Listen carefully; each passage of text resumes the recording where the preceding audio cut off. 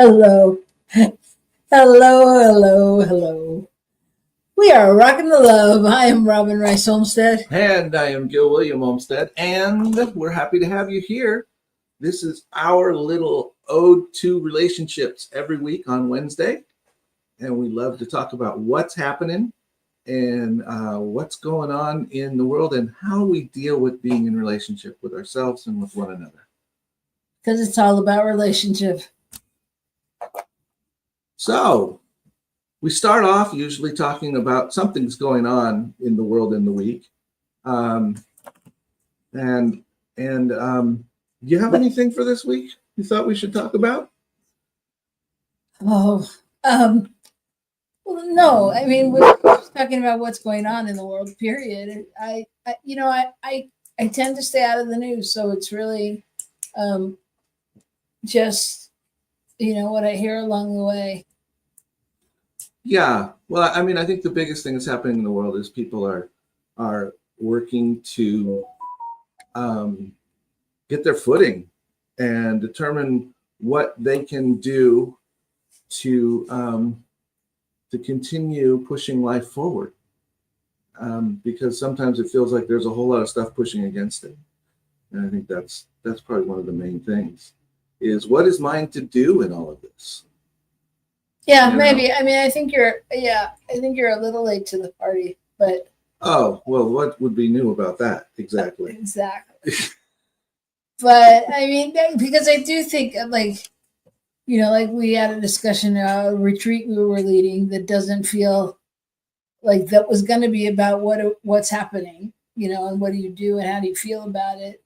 And that doesn't really feel quite relevant anymore. And I know it feels like to me, we've gotten through that stage, and now we're at the, I'm mad as hell and I'm not going to take it anymore stage, out. Or am I willing to do it stage? Well, and I know it could be done, it should be done. Am I willing to do it? And being aware that you can do something, that there's something you can do. So, well, yeah. And I think too, we're all working through the prospect of what is it we really want versus just reacting to what's happening out there, and I'm loving that thing. People are gathering together and saying, hey, we want something that works. We want immigrants to be treated fairly. We want et cetera, rather than, don't do this and don't do that. So I think that's a powerful thing, and I think that's happening now. Yeah, I think people are reclaiming their power. Yeah. That's a good word. I mean, that's a really good word. Reclamation. You need a little ding sign. Good word. Ding. Okay. So welcome. If you haven't been here before, please let us know where you're tuning in from. And we'd love to hear. We are in New Mexico, and it's warming up. It is warming up. We had some really warm days, and then we had a couple cool days, and now it seems to be back on the rise. Woohoo! It's like it's summer. It's kind of weird, It's gone from long johns and long sleeve shirts to shorts and t-shirts in a matter of a couple weeks. Yeah, it's good though. I like it. It's more California-like. It is. It's more California-like, although you and I are both kind of used to the California coastal stuff, so it tends to be a little hot pretty quick. Yeah, it's kind of like California. Hey, long time no see, Shay. We agree. We were just talking about that last week. Where is our Shay? We were also talking about when you were coming on the show, so let's make sure and connect, and we can talk about all that when it won't bore somebody else. So, I mean, a viewer, you know what I mean. Oh, okay, good. So you interrupted me. I did? Yeah, because you got excited to see Shay. Oh, oops, I'm sorry. This happens. I apologize. I was saying, yes, not a California coastal, but it's like living in the valley. It is kind of. You're right. To me, it's just like the valley. Yeah. So, well. Anyway. I moved out to Simi Valley where it was 10 degrees less. That's not a valley. I mean, it is a valley, but it's not the valley. I know, that's what I'm saying. I moved out of the valley to a different valley, which was slightly cooler because we got an ocean breeze in from the other side. Okay, so please don't go technical. Now on we're me this boring early the in the people show. with Southern California topography or geography or something. Who is this we that you speak of? Me Okay. and Costa Rica. We're right here. We're doing it together. All right. Okay. All right. So anyway, good to see you, Shay. We're really happy you're here and that you've been busy doing lots of good stuff. Yay. So Morning Sip. you You can tune into Morning Sip with Reverend Melissa and get your dose of Shay as well. Very cool. Very cool. So our topic today is about balance. Balance in a relationship. Balance in life. Balance. Just what the heck is it? In the balance. Yeah. Hanging in the balance. What does that mean? There you go. Hanging in the balance? Isn't that the same, right? Could be. Yeah. Oh God. Okay. It's gonna be one of these shows. Help me, Michael. Help me. Okay. So yeah, so just talking about balance. So we're gonna do that. But not before we talk about good news. Yes. Would you like me to start? I would. Okay. All right. So, speaking of California, recently in the last week or so, there was an earthquake in Southern California near San Diego. And at the Wild Animal Park in San Diego, they have film of what the elephants did during the earthquake. And it's fascinating. So you see the camera start to shake and you can tell it's happening. And these elephants are all over this large space that they're in. And they all just start kind of running around. And then they're eventually all running to the middle. And when they get to the middle, they get the two young ones in the middle and they all stand in a circle with facing outward. And it's called an alert circle. And they are, that's what they do when there are potential predators or whatever to protect the herd. Is they gather in a circle and keep an eye on things. And they stayed there for about 3 or 4 minutes, and by then they realize, well, it's not going to shake again. Nothing's coming at us. It's okay. And they dispersed and went on their way, went back to mud bathing and whatever they'd been doing. But I thought it was just fascinating. It is, right? It's so fascinating and not all at the same time. Right. Of course that's what they do. Of course. Because that's what we do. We protect our young ones, right. Or right. those that can't. And funny in the story that I watched about it, they also showed some other things that happened during the earthquake. And a couple of those were about moms gathering their kids and going under a table or running outside or whatever, because they had cameras in their house. And, like you said, it's an instinct to protect the young. Right. And I thought that was pretty cool. But I also like the idea that they have this, kind of like the fire drills we used to have as kids in school, and you knew where to go and you all landed there. I think what's so amazing is the order. Yeah, the order was fascinating to watch. Yeah, that it's not just a thing. There's order, and it's really structured. It's almost like orchestrated ballet, like movement. Anyway, yeah. So animals, people, we're all amazing. That's amazing. I love that story. My story is about an 81-year-old waitress in Pittsburgh named Betty, and she couldn't retire because her Social Security checks, whatever, were like $900 a month, and so she still needed to be working. So this woman that was in there eating with her son gave her a $40 tip, and she was over the moon, excited, and just really moved, because she had overheard, she was whispering to somebody there that her back pain was really bothering her. And so Betty Betty, after the woman went out and she decided to start a GoFundMe and for Betty. Okay. And long story short, she ended up giving her the recording. What is it called? Not recording. Coming in. The result, the amount. Yeah, the amount was $300,000, and so Betty, of course, was very happy. And the woman also got her, senior lawyer and money man. Somebody help her with the money, yeah.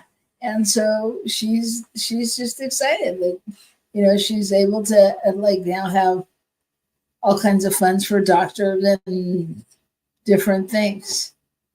That is great. Yeah. That is great. Yeah. It's quite amazing, this whole crowdsourcing thing and where people are motivated to give and where if you hit the right number of people giving, nobody has to give very much, but you still end up making a huge impact. I mean, I'm guessing there were a lot of people that saw that and gave to it. Yeah. Yeah. Well, that's the thing I think with, TikTok and social media like that, Instagram, there's thousands and thousands and thousands of people that just sit there watching videos, so. It's not just people we know sitting and watching it. No.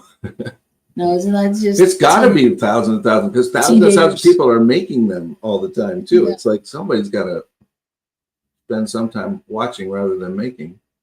But I just think it's so cool, like when people go out of their way to do that for somebody else. Yeah. Because you could do it for yourself. Yeah. But when you're really thinking about somebody, and then everybody gets to participate in the good. I just think it's a really lovely, lovely, lovely. Well, and again, that's part of the story that people feel good about, is that we're helping this person that needs it. Right. And isn't looking for it per se. Well, yes. And it's another way. I mean, it's almost kind of like when we were in the beginning of the pandemic or the middle of the pandemic, and people were so excited to connect with people. So it's like, I can connect with somebody I don't know, I will never meet, and we have a thing. Uh-huh. And I've made a difference in their life. Right. And so it just feels like keeping people connected in the bigger way. Anyway, so that's my good news story. Yay, good news. Yay. All right. So when we come back, we're going to talk about balance in relationship. How do we stay balanced in this world that is continually moving? And what does it mean to be balanced anyway? Now let's just kind of explore the topic. Yep. Okay. All right. So we'll see you right back here on New Thought Media Network in just a minute. Please help us say thank you to our organizational sponsors, including the Hefferland Foundation, Affiliated New Thought Network, International New Thought Alliance, Science of Mind Archives and Library Foundation, Center for Spiritual Living Denver, Center for Spiritual Living Midtown, New Thought Philadelphia, Planned Happiness Institute, Summit Center for Spiritual Living, One Heart Retreats, Center for Spiritual Living on the Lake, Unity Kitchener, Unity Spiritual Center Ottawa, Om Center for Spiritual Living, Satya Center, Begin Within Ministries, Center for Spiritual Living North Jersey, Unity of Savannah, and the Center for Spiritual Living Seattle, as well as all of our individual donors. Thank you for being part of the New Thought Media Network. Please like, share, and subscribe. New Thought Media Network, positively inspiring.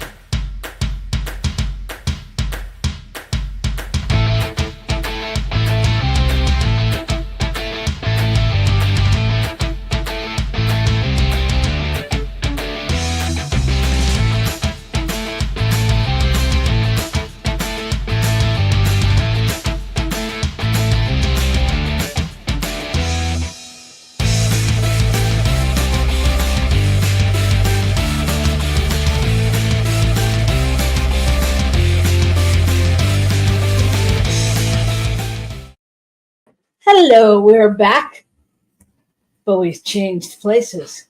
How'd we do that? Do you know who's who? Anyway, we're back. We're back, and we're here to talk about balance. And how do we stay balanced, or how do we get balanced, or why do we need to be balanced in this world? So what's it mean to be balanced? What are we talking about? I mean, to me, it's talking about, the various aspects of our life feeling like they're in some kind of rhythm, some kind of rhythm that feels productive and easy and fulfilling and all of that kind of stuff. Like, for instance, if I'm not getting sleep at night, then I start to feel out of balance because I just don't feel that great during the day, and I don't feel like I'm as productive. I don't feel as smart. I'm not as sharp mentally, right?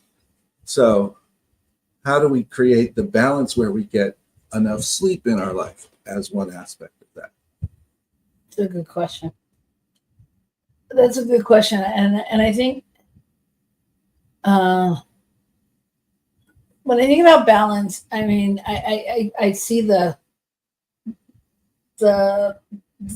Latin woman. Okay, then. No, with the balance things, the scales. Oh, the scales of justice. Gotcha. Yeah. Okay. And I mean, so that's what I think of in balance, and I'm not sure.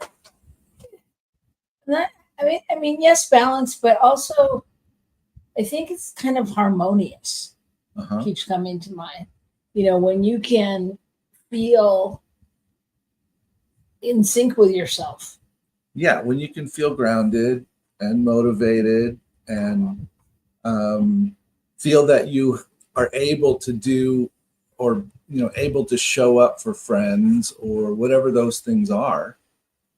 Well, or show up for yourself. Yeah. But if we feel like we're too pressed, you're right. Sometimes it's where we feel like, my God, where am I? And other times we feel like, our friends are going through stuff and we didn't even know because we weren't paying attention, because, that kind of a thing.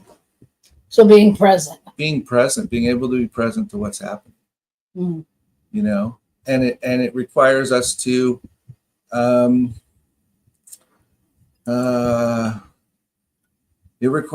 step to make some choices. I think that's the thing. You have to make choices. Which goes along with my quote that I got: balance is not something you find, it's something you create. Something you create. Yeah. And I don't know that we always think of it like that.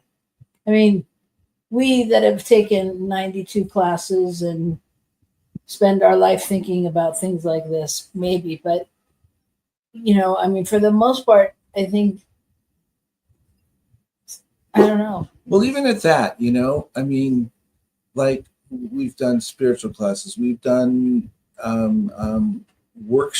to do workshop type classes, we've done things where people mentored us on how to create a business, and any one of those things you come out of and you can go headlong into something, in some particular thing, and find yourself shortly down the road out of balance because you got excited, because you thought you had to do this in order to make it happen. I have to spend 3 hours a day meditating in order to be spiritual. I've got to be on the phone for 10 hours a day in order to be doing what my business needs, whatever it is, Right. And so we always have to find the place where it works. So even when we take those classes, we learn those things, we then have to integrate them into our lives, into the rest of what we do, whatever the thing is that we've done, whatever the class or whatever the learning we have to integrate into the rest of our lives. Right. So, okay, so let's start with the first question, which is balance, is it a 50-50? Is that what balance, is that our definition in terms of relationship? Well, I'm not sure where you're going with that with relationship. Does it, what does it mean to you? Is it always 50-50 or does it shift? Well, in order to survive in relationship, yes, sometimes it goes one way or another, but the total is always the same, but the how much is where shifts sometimes. Right. Yeah. Well, I think that's important though in relationship, because I think that, you know, sometimes we do have to do more than what might be our share. Right. Well, and yes, in relationship, in our work, in our spiritual life, in any of it, there's those times where we have to focus and be intentional about something and add more to it than seems reasonable, or more to it than really is totally balanced. But overall, you know, at the end of the week, at the end of the month, at the end of the year, we find that we have created some kind of balance. The issue is, are we out of balance, always putting in more, always feeling like we're putting in more than our partner, or always feeling like we're doing more in the job than anyone else, or those things? If that's out of balance for an extended period of time, then we're definitely out of balance. I think though, at the end of the day, for me, I'm just speaking for me, I think that it's about my balance and my balance within, because I can't do any. It's like putting your own life vest on first. If I'm not aware of what I need, or what I'm how I'm handling it, how I'm carrying it, what, you know, how much more I have to give, then I can't in my relation. It'll affect my relationship. You know, because we'll fight, or you'll say something and I won't understand. I'll be upset, and you know what I mean. Whatever, however it plays out, but you know, things like that is what throws it off. So balance is multi-layered. You know, there's that, like you said, there's that balance in myself where I feel like I'm getting the rest I need. I'm available to do the things I need to do. I'm able to be with friends and family when, you know, all of that, right? Then within each of those, the question is, am I balanced? And so sometimes within those we get out of balance, or if we get out of balance within one of those, it affects how we're balanced the rest of our life. Right? Yeah. So how do you know when you're out of balance? And anybody out there, please let us know. What's your telltale sign when you're out of balance? Because for me, I think sometimes that I think I got this. I don't need to worry about it. And I can hear or feel myself getting triggered along the way with just little things. I'm like, oh, nobody's doing anything to you, Robyn. It's not about you. But I can feel or hear what my response would be if I didn't take time to not open my mouth.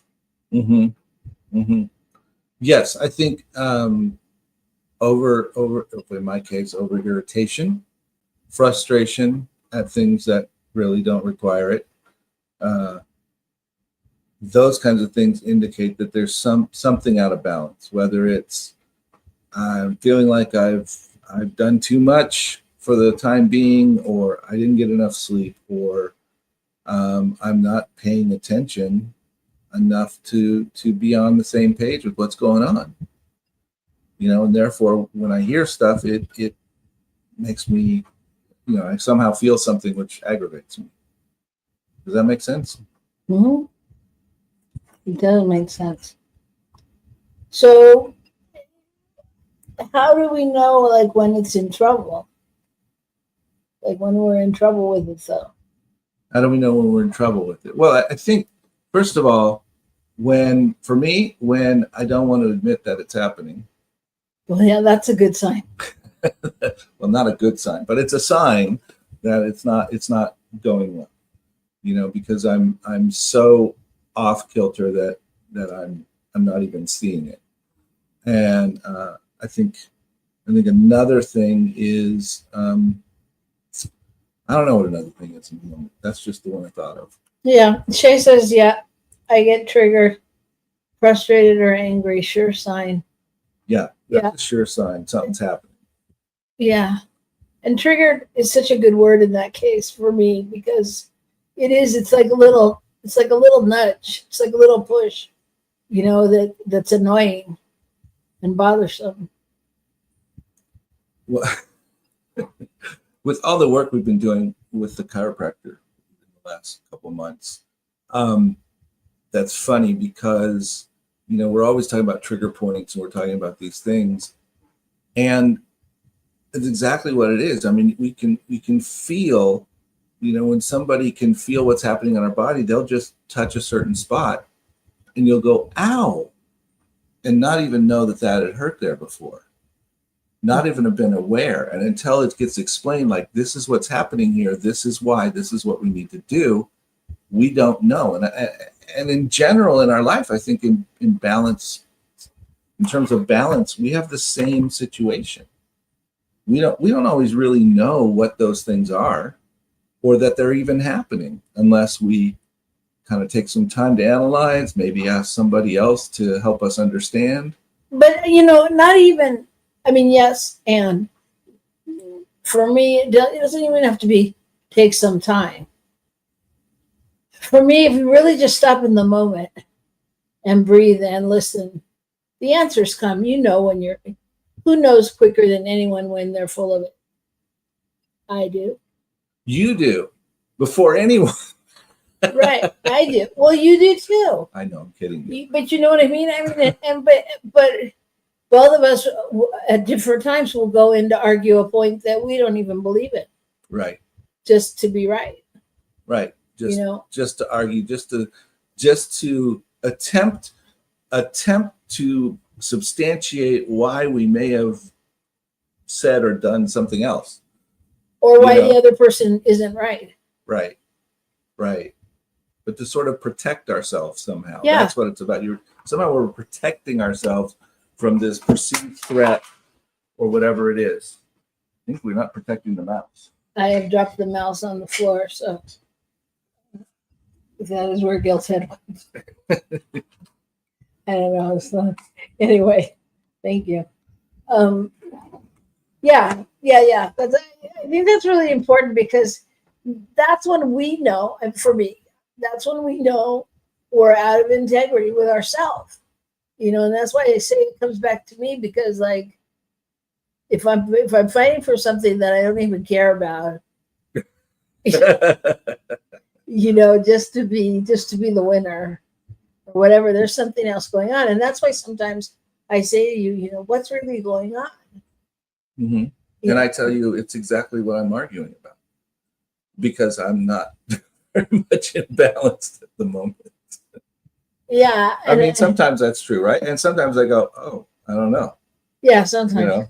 But yeah, well, I'm sure there's a different way to do it. Like, I know some of the stuff I read was like, have fun with it, and may have a date, or whatever, or time with your partner, or friends, or family, where you sit down and talk about it, where identify different things that have happened during the week, and what worked and what didn't work, and where did you feel valued, and where did you blah, blah, blah, and really just kind of opening up those spaces to understand how to bring the balance, and where it worked and where it didn't, not necessarily all describing the negative, but bringing in the positive. Well, and I think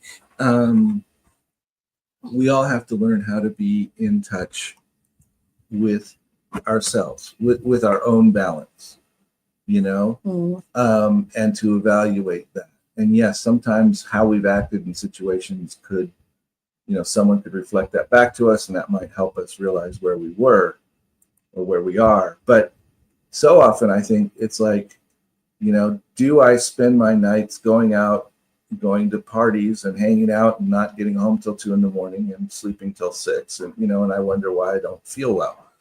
I don't feel like I can function, and I'm frustrated and I'm not getting things done. Well, then I need to adjust how I'm living my life so that I can get rest, so that I can do the other things. and that's true of our work. That's true of whatever it could be that we're out of balance with. And am I getting enough time to go out and play? Do I make sure I have time to exercise and play? And I'll tell you, that's a rough one for me, because I don't get as much as I would like. And the less I do, the less I do. So there's a point of balance in my life where I feel like I'm out of integrity in that regard. And that contributes to the rest of it. So that means when something comes up that I, quote, need to do, then that can frustrate me more than it really needs to, because I feel like it's piled onto this, my feeling that I'm not getting to do what I want to do, or should do, could, Yeah. Yeah. Yeah, I think that's a really important one for relationships, like love relationships. I mean, it's a little different with your family and things. Siblings, those kind of relationships. But I think it's really important in like marital relationships, because like being clear and defining sort of what that time looks like. Because otherwise it becomes, well, you're always riding your bike, or you're always doing this, and you don't do this with me. You don't do, so how much of the time is, just figuring out for each individual how their time needs to be spent, and balancing that first to make sure everybody's being nurtured. And I think getting in touch with what your own needs really are, and then being able to use that to negotiate, if you will, with a partner or someone else in your life, how you can work together to both accommodate whatever the needs are on both sides of that particular issue. Like, for instance, playtime. How does that look for each person? What does that require? And I think sometimes if we acquiesce too much to somebody else's needs, or our perception of what their needs or wants are, then we begin to resent and be frustrated, right? Yeah. Because then it's like, well, you don't let me do this stuff because you demand that I'm with you doing this. I don't want to go to the museum again, or whatever. Right. So anyway, so I think there's getting in touch with yourself so that you can then realize what your own need is, to be able to negotiate with others when the time arises. I mean, if you take on a job and they've told you they're going to require you to work 80-hour weeks, and you can't do that, that's not you and it's not going to work, then you have to negotiate and say, can we do it a different way before you start, unless they tell you you're going to work 40-hour weeks and then they ask you to work 80s, Right. But you still have to negotiate. Yeah. Yeah. And sometimes that's just the normal flow of life, because nobody realizes what they need until they need it. Right. Right. Well, there's that too. And I think that's an interesting piece you just said, because, quote, staying in balance, we don't even always understand what's going to hold us in balance, unless we're paying attention to it. Right. So when something comes up where we feel out of balance, then we have to go back and go, well, what do I need to be balanced? Because we didn't even know doing X, Y, or Z would make us feel out of balance. Right. So let's talk about in just the natural flow of life, because we've been going through a time where the general populace has expressed that they are affected by the news and everything going on. And how does that, how do we work that into our relationships? Like, do you think that, the relationships follow that pattern of what's going on in the world, the energy flow, yin and yang, all of those kind of dynamics that show up in your daily life? Well, I certainly think that, we're all affected by whatever that energy is that's happening in the world and what part of it we are experiencing and in touch with. Now, the question is in personal relationships or those kinds of things is, how are we allowing whatever feelings, whatever stuff we're having around those issues and that energy flow to affect how we are acting, to affect our own energy flow in relationship? Right. I mean, that's where the key comes in. Is, am I letting it affect? So you said I don't watch the news, and as a rule, you and I don't pay a lot of attention to the news. We don't let ourselves get wrapped up in it, because, in part, because when one of us does, we tend to get frustrated, and then we tend to, quote, waste time solving issues that we're not going to solve from that standpoint at home anyway. Maybe we should go and hang out at the protest that happens on a Saturday, but if all we do is yell at the TV each evening, we don't have time to go on Saturday. I mean, that kind of a thing. We have to bring it into figure out what's constructive. How do we deal constructively with whatever that stuff is? And I think sometimes choosing not to engage with certain things is a part of being balanced. Yes, and I think there's also, if you're someone who wants to watch the news, I don't have this big thing about not watching the news. I just think we have to be clear what we're watching. Right. And whose news is it? But if we're watching, if we can watch the news and not absorb it, I mean, that in and of itself is a spiritual practice. Taking care of yourself and the knowingness to be able to, how do I say this? To be able to watch the appearances of what's going on and yet not take that in as finality of the situation. Yeah, I think it's the whole idea of seeing beyond the appearance to what is the truth. And do we know that we are in a universe that ultimately is conspiring for our good? Can we believe that? And if we can, then we can go, that is really screwed up. I don't understand it, but I trust that there's something beyond this I'm not seeing. And that's pretty important. Yeah, I also think that's part of that's where the tools that we have come in, right? The classes that we've taken, the books that we read, going to a meditation or going to, sit in prayer or whatever we do to re-up our status with the divine, to let go of the stuff we watch. So I think that brings like those things back into play on some level. What do you think? Yeah, I think you're absolutely right. And, it's about, again, it's balance. Am I engaging in whatever spiritual practices I need on a, with enough time, with enough energy, with enough intention so that they support me in keeping me in balance in the way that I need to be supported to stay in balance. Right? I mean, I could, well, whatever. Point is, I have to figure out how different things hold me in balance, and then determine, am I engaging in those things in ways that will support my balance. If I know I need 8 hours of sleep a night, and I'm consistently getting 5, then there's a problem.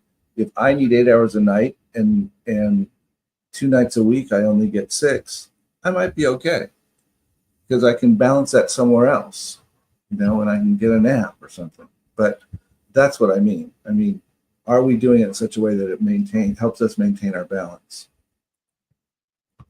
Shay says she gets really imbalanced when people violate her boundaries. That's a good one. then I have a hard time enforcing them because I'm activated. I have to wait and wait and wait till I can calm down and then deal with it. You? You? Me? Did I push your boundaries? No.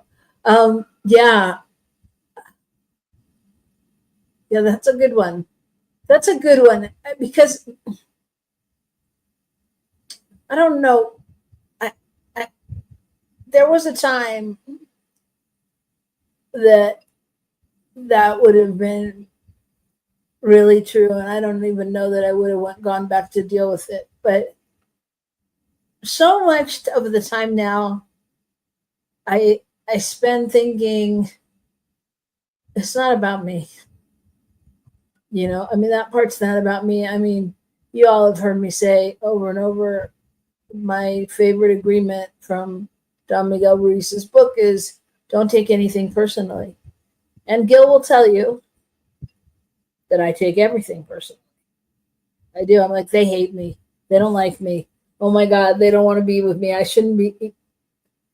But now that I just hear that as a story and I'm able to like just go, oh, nice cassette, you know, but I really, I don't know.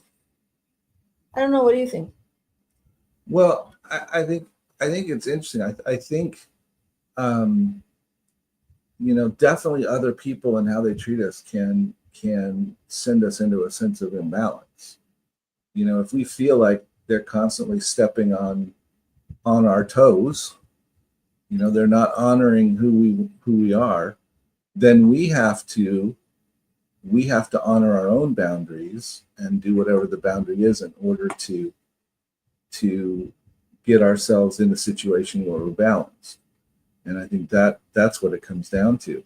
Is it easy? No. Does it sometimes require us to calm down first and then get logical later, or to release some energy that we're holding before we go back into it? Yes. But the reality is, how can I, you know, I have the opportunity to set up my life so that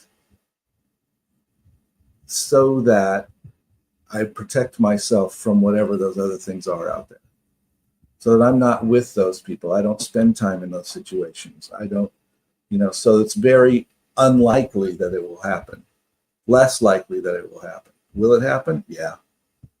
But, you know, other people, as Robyn just said, it's not personal. So people will always walk on your boundaries unless you're holding them. You know, that's just how it is.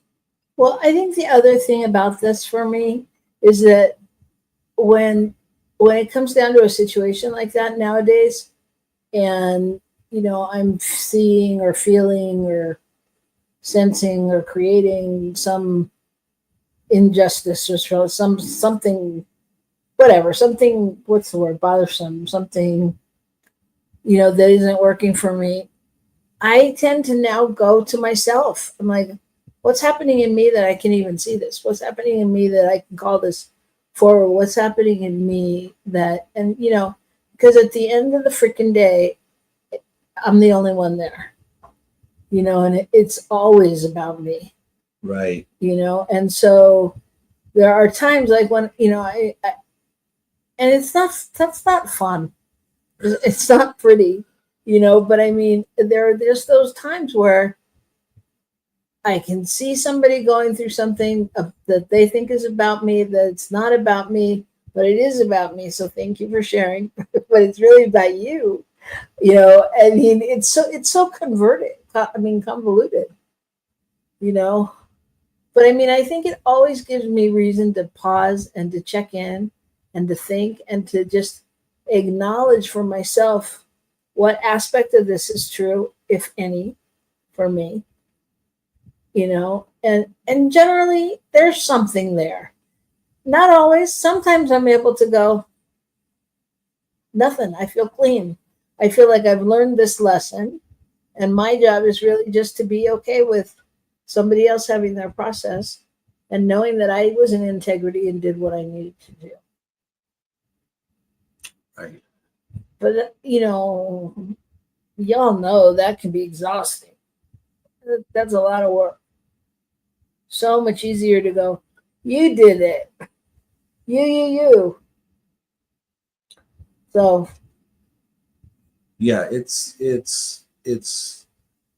I think that the spiritual journey is so much about coming to terms with the wonderful news and the terrible responsibility that we really are in charge of our own lives.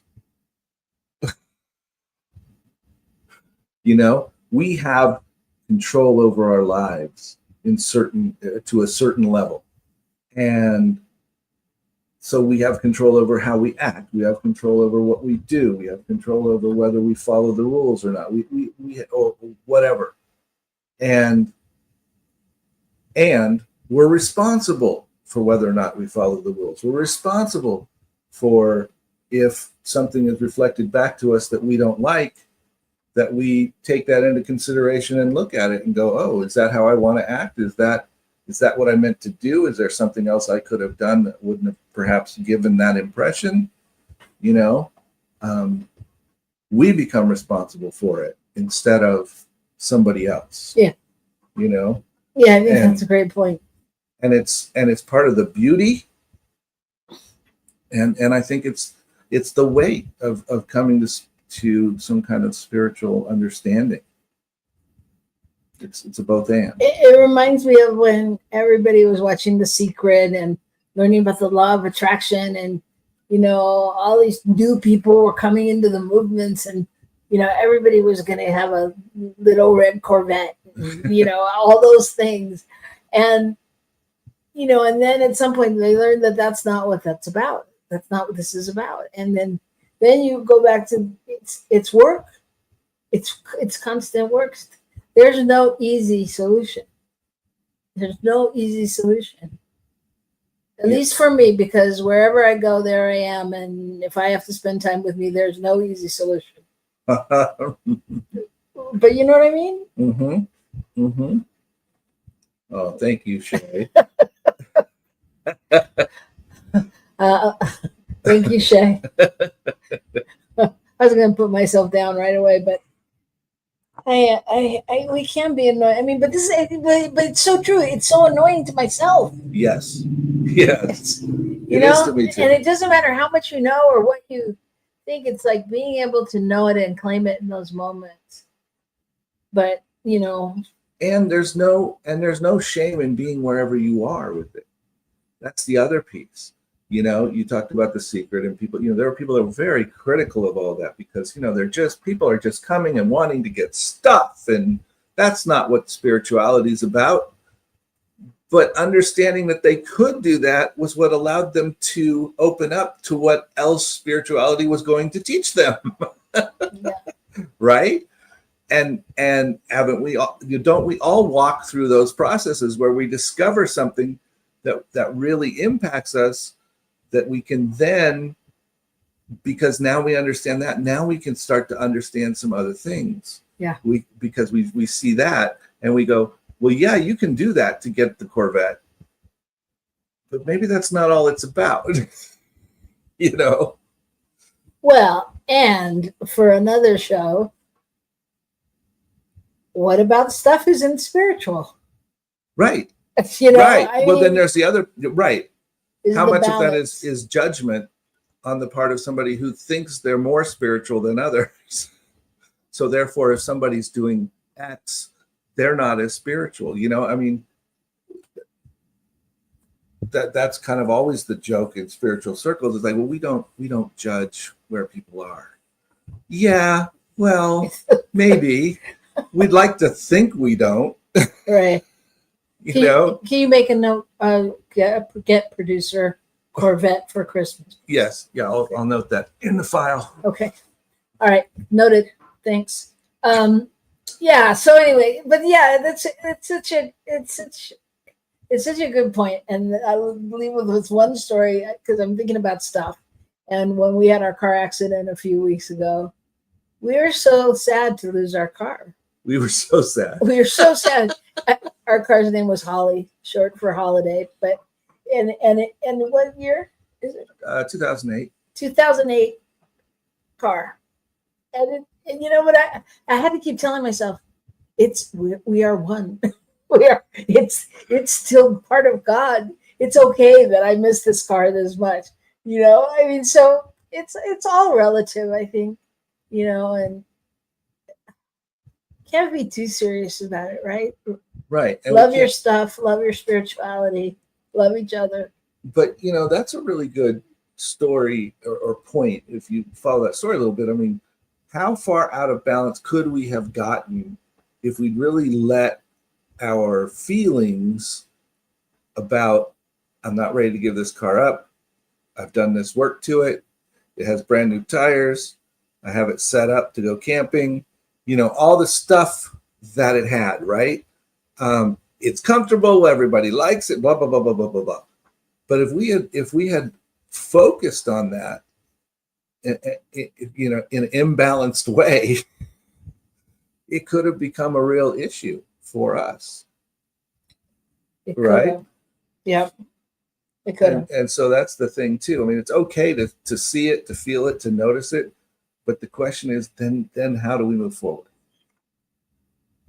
Yeah, what are you willing to do with it, or what is it there to teach you? Right. Yeah. Right. And sometimes, like for me, I just had to let go of, what am I going to do without that car? I mean, it does certain things that my other car doesn't. My other cars don't. Yeah. But one of them doesn't want to run now either. So now I'm down to car.